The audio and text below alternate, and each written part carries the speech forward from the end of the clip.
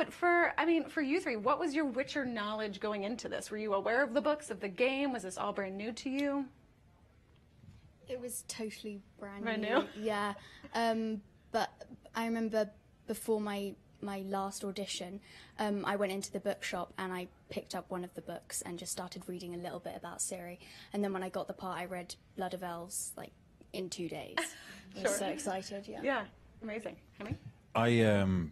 I'm a big gamer, and so I had played the games a lot. And then when I heard that the show was becoming a thing, it was a bit like an opportunity dream come true.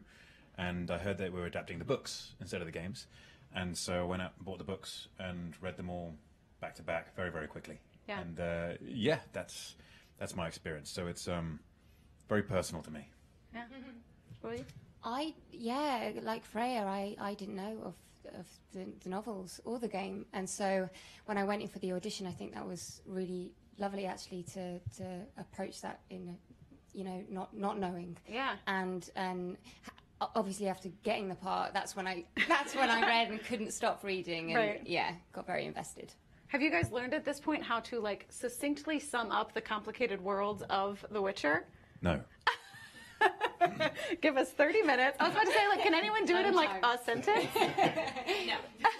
But I mean, for you, Lauren, what was like the casting of these three like? Did you have anyone in mind when you were writing it? Well, interestingly, each of their casting stories is a little bit different, but I met with Henry very early on, way before I had a script or anything. Yeah. Because I would take no for an answer. I was like, I know, I want that meeting. Right. And I was like, dude, I don't even have anything for you to read yet.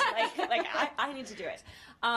So we met a lot of Geralts in the process, but funny enough, when we eventually ended up hiring Henry, I told him that I had his voice in my head the whole time I was writing Geralt, which really sort of, that's how you know that you found the right person. We read everyone we could read. And same with Anya and with Freya. Both of them, we read so many women. But when we were in the rooms with them on the day, you just know when you found the person. Yeah. And it's like, and here we are. And especially the chemistry between these three is amazing. And obviously anyone who's familiar with the stories knows it takes a little while for them to get together. Right.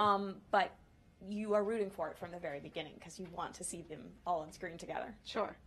I mean, obviously these are characters that exist in books. They exist in games. For the actors, when you're coming to a character like that, like, was there something you all wanted to bring to your version of these characters that was a little different, maybe, than what people have seen before?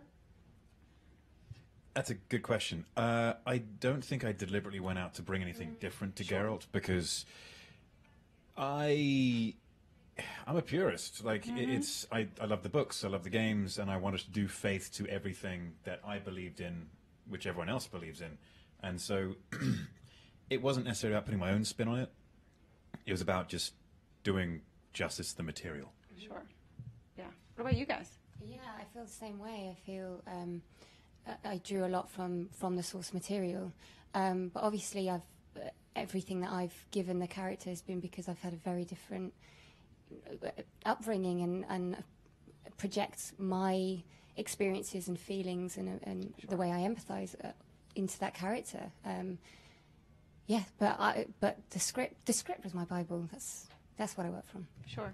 What about you? Feel the same? Yeah, I definitely didn't approach it thinking, how am I going to make this unique or different from what people have seen before? I just wanted to make sure that I used the script to make sure that, I gave the most truthful performance I could. Yeah. But I mean, in terms of visuals, you guys just very recently put out, photos. What has the fan reaction been? Like, the show's not even out yet, but what has your experience been with this fandom thus far? It's been crazy. I wouldn't. My goodness, we've had an amazing response. I mean, that's what we do for the fans. Yeah, for the fans. Yeah. It's been fun. It's been really fun. As I say, obviously very close to my heart. So when the photos coming out, I was like, okay, does everyone like it? Yeah. And it was. I'm really happy. I'm really happy with how everyone's responding. There's always going to be some hesitation because, as Lauren was saying, people have their own personalized image from the books, or they have their image from the games. Yeah. And I'm happy that so far there's either hesitation or positivity. Sure. And that's all I'm expecting. Well, that's the best I could hope for right now. Right. So yeah, I'm good. Yeah. So far, so good. Yeah. But I mean, for someone who does not know anything about this, wants to come through and watch the pilot, like, what do you guys kind of tell them, like, to expect from the series? I think it's a fantasy series which uses all the regular fantasy tropes: gnomes, elves, dwarves, monsters, heroes. But what makes this really interesting is that it's not just heroes. There are no real heroes. Everyone is a hero in their own story, but that person who may have their own story and they're a hero in their story, everyone else may see as someone who's quite the opposite, as a villain. Sure.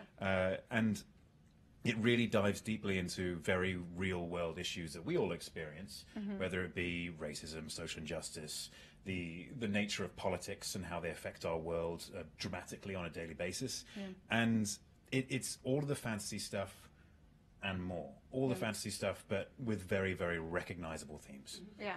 I think it's broadened past the genre. You know, people can watch it even if they're not necessarily fantasy fans, because there's so many relatable themes and things you can, you know, parallel to in everyday life. So I think it can be for everyone, not just fantasy fans as well. Yeah. I've also found that a lot of times I feel like fantasy shows can tackle those like real issues in kind of almost a better way, just because they have that fantastical element. So it feels like it allows you to like hit these issues while still creating like, you're not really hitting the issues, but you are. There's monsters too. Right. That's what's fun. Is like if the politics get too heavy in a moment, you're like, oh, but there's some great monsters too. Yeah. I feel like that's The Witcher. There's monsters too. Yeah, perfect. Well, thank you guys for coming through. Thank you very much. Thank you so much. And stay tuned to EW for all your Comic-Con coverage.